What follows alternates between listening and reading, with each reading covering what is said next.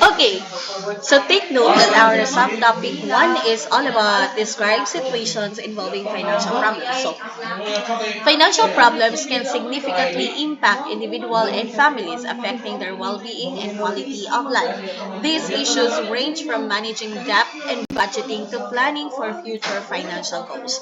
Acquiring skills to effectively solve financial problems is crucial for financial stability and achieving long-term financial security. So, importance of acquiring skills in solving financial problems. Number one is financial stability. When we talk about financial stability, this is you develop your skills in terms of financial problem solving. This will help us individuals navigate challenges such as kanang debt repayment and unexpected expenses, thereby promoting stability in their financial situation. So there are cases where igo-igo ra gyud ang kwarta no, and if ever na yung mga masakit kay uy wala tay kwarta ika pa ospital. Sometimes mamaylo na mo nang magkautang-utang because wala ta nagahinang budget or money intended for mga emergencies and mga masakit. So this is the skills na atong ma-develop in terms of financial problem solving. Number two is budgeting and planning. Natay dakong kwarta, for example, dagko ang ato allowance, but we don't know how to budget. For example, 1,000 ang imo allowance per day or per week. Pero Tuesday pa lang nahurot ng imong 1,000. So pasabot ang imong skills in terms of budgeting and planning is low. So when we talk about budgeting and planning, this is an effective financial management skills. No? Enable individuals to create realistic budgets, allocate resources efficiently, and plan for future financial needs. So, na kay budget that is intended for your um, mga needs, mga panginahanglanon. So, you have an allowance, for example, na kini, for example, 100 imo allowance kada adlaw. So, dapat na kay mga budget na intended for that for a day, and then you also have to allocate resources efficiently. And at the same time, dapat na po kay plano for future financial needs. Say for example, what if mag-project nami next week? So, dapat na ako'y magamit na kwarta. So, kada allowance nimo maggahin ka ng 20 pesos for your future financial needs. Mga ingana. Number 3 is reducing stress. So, addressing financial problems proactively reduces stress and anxiety associated with financial uncertainty, promoting mental and emotional well-being. Diha naman dahil ta magkara-kara. For example, wala, nasakit si siya, walay kwarta, ikapa-check up. Mauna na, ngayon na lang na ay, pag-inom na lang dagang tubig or na lang pag-rest. Na may mga yan, ano, madalag rest, pero naagi mga butang na kinahanglan na ipa-hospital. Mo nang natay mga stress or mental well-being because na magkautang-utang ta, mangita ta, maningkamot, asa ka ta pwede makakitang kwarta pang pa-check up. Na because wala ta katay ng planning and budgeting in terms of our finances. Number 4, building resilience. So this is learning to solve financial problems, fosters resilience, and empowering individuals to recover from setbacks and adapt to changing financial circumstances. So we will know how to solve our financial problems, and at the same time we empower individuals to recover from this, no? So kabalo na dapat handle ng mga in terms of adapting and in terms of changing our financial circumstances. Next, financial problems can manifest in various ways for junior or senior high school learners, affecting their lives significantly. Here are several situations that highlight these challenges. So, number 1 is learner loans and debt. So, many senior high school graduates face financial strain due to learner loans taken out for college tuition. So, grade 8 pa man mo, so napamoy tayo mag-tigong for if you wanna go to college or something nga na or na kay gusto ng mga ma-attain. So, importante na We know or natay money na nakasave for our mga panginahanglanon or needs. So, no, na yung mga uban ng mga students, they face financial strain tungod kay na yung mga loan, for example, mag-college na, tapos na tuition. So, kinahanglan pa mag-loan in order for you to pay your tuition. So, kini na mga utang, this can be overwhelming, especially if they struggle to find employment post-graduation. So, according to a report by Quar, more than 30% of Filipino families rely on loans to send their children to school and provide them education. According to a report of the United Nations Educational, Scientific, and Cultural Organization. So, okay, daghan out of 30, no? 30% sa mga Filipino ang galon para mapa-eskwela ang mga estudyante or ang ilang mga bata. So, good for us sa ato na dili kinahanglan mo loan ng ato parents tungod kay ma-afford nila. But at the same time, para magapan ni is it's important to save for our future plans. Number two, family financial instability. So some learners come from families experiencing financial difficulties. This may lead to stress and uncertainty regarding basic needs such as housing, food, and healthcare.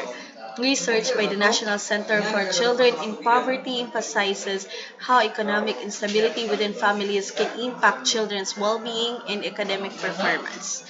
So, ano yung number two? Number three, part-time employment challenges. No, so daghang mga high school learners na sometimes mo take up sila for a part-time job para masuportahan nilang ilang kaugalingon and ang ilang pamilya. And if a student has a part-time job, then they need to balance work and studies, which can be stressful and may impact academic performance. Also, sa American Psychological Association discusses how stress from employment can affect learners' mental health and well-being. Number four is financial literacy or deficiency. A lack of understanding about personal finance can lead to poor financial decisions such as overspending or taking on unnecessary debt. No, so kanang mas mo, as for example, ang imong kwarta kay nga nira, for example, 1,000 imong kwarta, tas mas mo overspend ka. No, so, or di kaya kay na ay mga unnecessary na mga utang. Dili man tana siya need, pero kinahanglan ko mo utang kay para makapalit kay kung iPhone na cellphone. Mga ingana pa, mga unnecessary debt. So, studies shows that enhancing financial literacy among learners can improve their financial decision-making skills in future financial well-being. So, mao ni siya ang kinahanglan pod nato i-learn. Now, for our subtopic number 2 is for us to illustrate ways to solve financial. So, natay mga need na i-develop skills for solving financial problems. Number 1 is budgeting skills. So, kinahanglan, masabtan nato ang income na naata. So, kung ang imong income, for example, for a month, if ever lang magkasweldo ta, 10,000, so dapat dili mo lapas ang imong expenses sa 10,000 nga naka. Or for example, sa daily nimo kay ang imong allowance is 100. So your expenses should be less than 100 for a day. And then, we need to understand our income, our expenses, and even prioritizing ang pag-prioritize sa kung unsa ang atong una nga paliton. Number 2 is, how do we manage our utang? So, natay mga strategies for reducing and managing debt effectively. So, number 3 is saving and investing. So, these are the techniques for saving money and making informed investment decisions. So, na dapat ay mga techniques. So, for example, your allowance na 100 per day, ang imo rang gastuhon is for example, so, 100, okay, minusan mo pamasahe.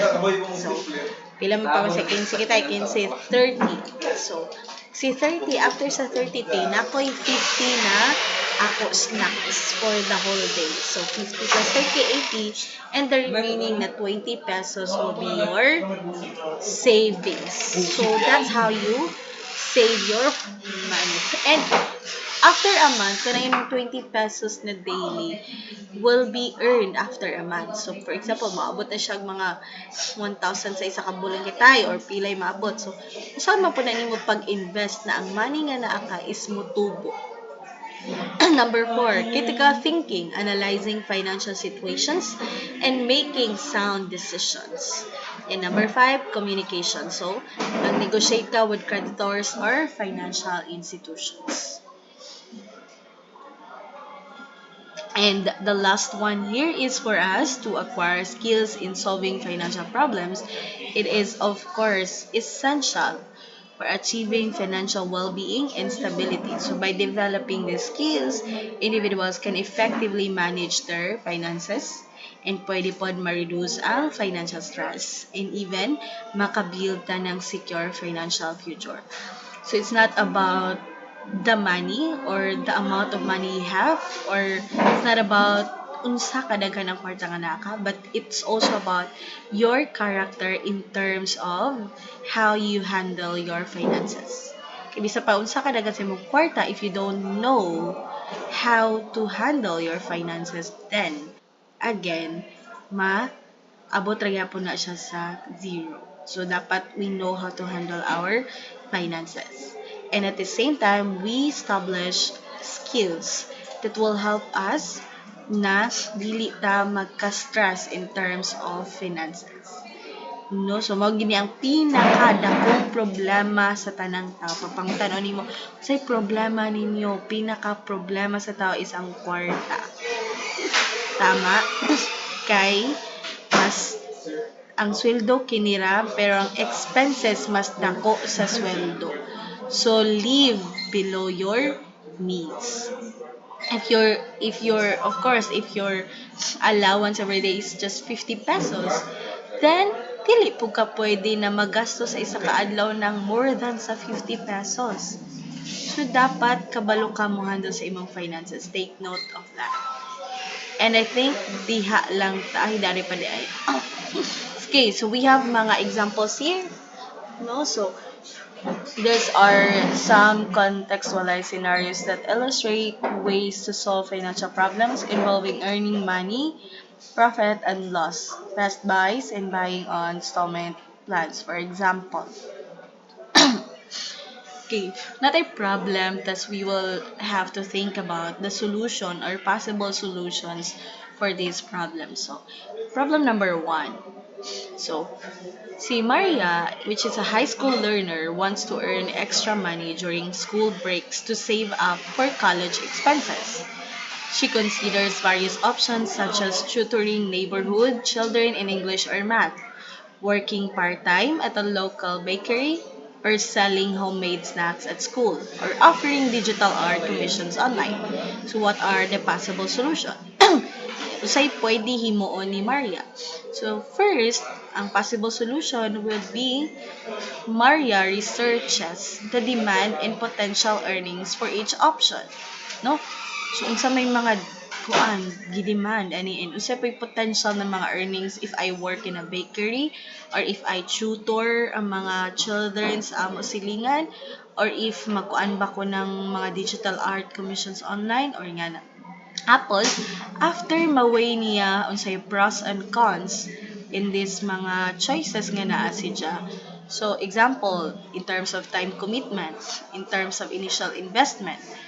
Then, after ma-weigh is, she will have to decide to start an online tutoring service due to flexible hours and higher earning potential per hour compared to other options.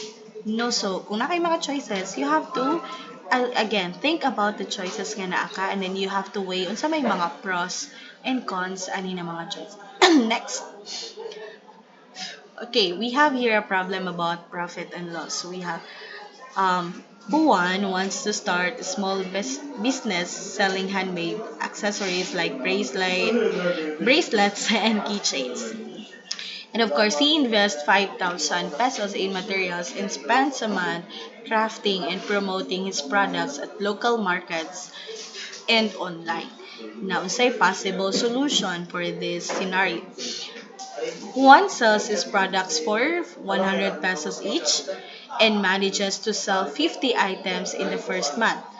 After deducting the initial investment and other expenses like transportation and packaging, he calculates a total revenue of 5,000 pesos. Despite breaking even, he learns the importance of adjusting prices and controlling costs to achieve profitability in the long run. Next. Sige, can I request Convicto to read the third scenario? Yes.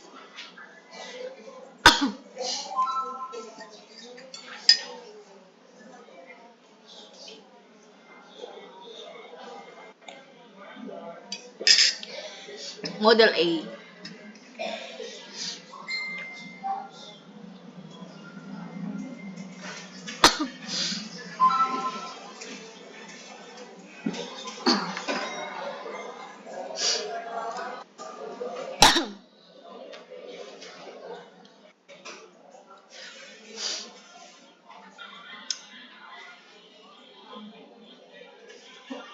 Okay, what is the possible solution in that scenario? So, una, the Santos family calculates the cost per liter of storage space for each refrigerator. Then, si Model A offers 250 liters of space, while Model B offers 280 liters. By dividing the price by the storage capacity, they find that Model A costs 80 pesos per liter of space, while Model B costs 78.57 per liter of space. They decided that Model B, despite being slightly more expensive upfront, provides better value in terms of storage capacity per peso spent. And then the last one is about buying on installment plan. So here is the scenario. Miguel wants to buy a new laptop for his college studies in the Philippines. The laptop he wants costs 50,000 pesos, but he doesn't have enough savings to pay upfront. So what are the possible solutions? So, una, si Miguel explore ana ni ang installment plans offered by local electronic stores. Unsa may mga plans in terms of installment. And then Store A offers, for example, ato siya sa Store A. So, ang Store A nag-offer ng laptop with 0% interest installment plan for 12 months. And then si Store B, pag ato niya sa ikaduha na store, kay ito po niya naibawan that naapoy offer na the same laptop with a 12-month installment plan at 5% interest per So, if i-calculate ni Miguel ang total cost of the laptop at each store and compares the monthly payments to ensure they fit within his budget, he chooses Store A due to the lower total cost and walay interest na charges which allow him to manage his finances more effectively. Lisod po no mo to ka sa Store B if you know that there is a 5% interest of installment plan or 12-month installment plan. So, of course, you will have to choose sa katong mas lesser ang interest sa kanang plano nimo sa pagpalit sa laptop. So, mo na siya na kung mato kasi sa ka-store, dili ka mo enta, okay, dili na gyud ko mo palit kay kapoy na. So, you will have to for example, matukag biologic. Tanaw nimo ang kini nga laptop kay ngani unsa iyang interest, unsa iyang tanaw nimo ang mga need nimo maibawaan in terms of in terms of buying laptop. Tas mo na po ka sa laing store.